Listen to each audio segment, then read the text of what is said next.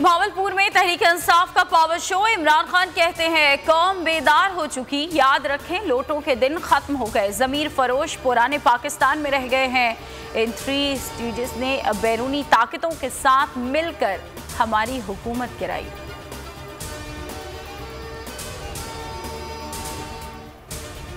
ये money laundering करके dollar बाहर भेजते हैं जिससे रुपया गिरता है। ज्यादातर पैसा गरीब मुल्कों से अमीर मुल्कों में जाता है।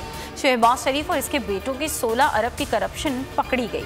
जरदारी का उमनी का ऊंट 100 अरब से भी ज्यादा का है। इमरान खान का भावलपुर में वकला कन्वेंशन से खिताब।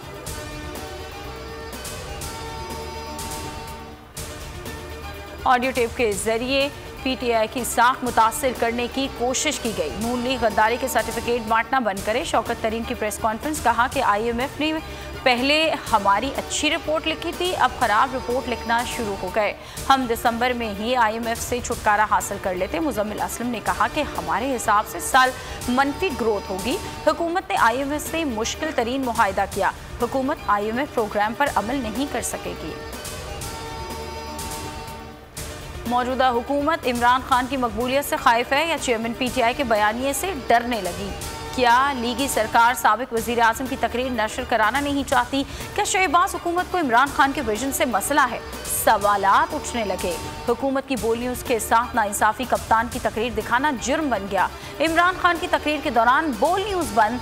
लीगी सरकार को बोल की नशियात बंद करके क्या हासिल होगा?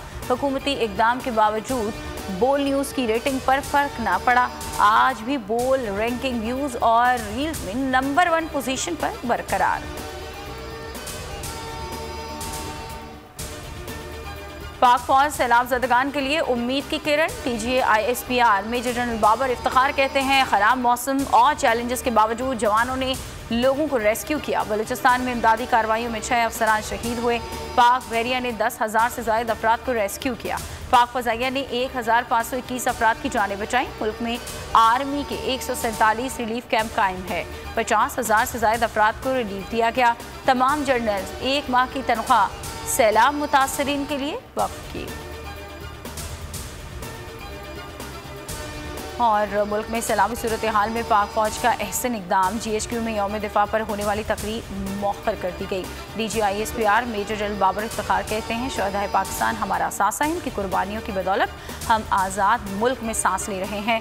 हम इस नागहानी आफत से बाहर निकलेंगे। हेडलाइंस आप जान चुके, अब आप देख सकेंगे प्रोग्राम तब्दीली। किसी भी खबर के लिए विजिट कीजिए हमारी वेबसाइट bolnews.com और देखते रहिए सिर्फ बोल न्यूज़। एक बार फिर नंबर 1।